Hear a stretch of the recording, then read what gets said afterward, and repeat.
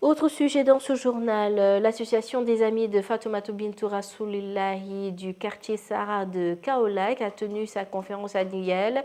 C'est devant une foule nombreuse que le parcours de Fatoumata Bintou Rasulillahi a été retracé, nous dit El Haj Moussa Kidira. Créée le 13 juillet 2011, l'association des amis de Sokhna Bintou Rasulullah du quartier Sahara de Kaolack s'active dans des activités génératives de revenus, l'entraide et la solidarité ainsi que l'éducation religieuse à travers des conférences de Ramadan.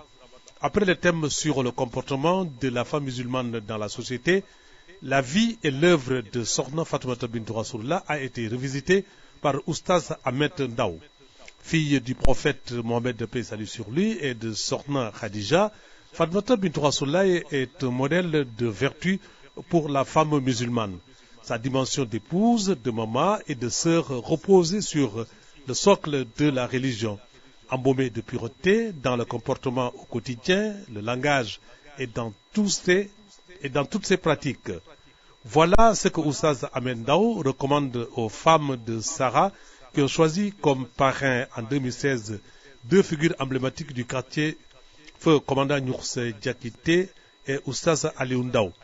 Ils sont deux personnalités qui ont marqué le quartier Sahara par la vulgarisation des bonnes pratiques de la religion, mais aussi la gestion et l'éducation de la famille dans les valeurs de la société musulmane. Les nombreux orateurs qui se sont succédés ou qui se sont relayés ont tous salué l'initiative des femmes de Sahara, Sopé Fatoumata Bintou Rasulullah, dirigée par Sokhna Bintou Diallo. Ils ont aussi loué les vertus de feu Nours Diakité et de feu Oustaz Aliou Ndaw, tous deux rappelés en Dieu en 2016. Les Sopé de Fatoumata Bintou Rasulullah, qui ont d'autres activités en perspective, donnent rendez-vous en 2017 pour leur prochaine conférence. Ouvrons à présent la page internationale. Elle vous sera présentée sous forme de synthèse dans ce journal. La tête haute et le regard tourné vers 2017. Dans un entretien accordé aux Échos, François Hollande regarde l'avenir avec optimisme. Pour 2016, le président mise sur 1,6% de croissance et au moins 200 000 créations d'emplois. Si la reprise se poursuit bel et bien, il envisage une baisse d'impôts en 2017 pour les classes moyennes. Ce geste fiscal, qui ne pourrait être supérieur à 2 milliards d'euros, viendrait s'ajouter aux allègements accordés depuis 2014. Au chapitre de la fiscalité toujours, François Hollande promet de ne pas revenir sur le cadeau accordé aux entreprises. Le pacte de responsabilité sera intégralement respecté. 5 milliards d'euros d'aides seront versés aux entreprises en 2017. Les PME, elles, pourront continuer de bénéficier de la prime à l'embauche.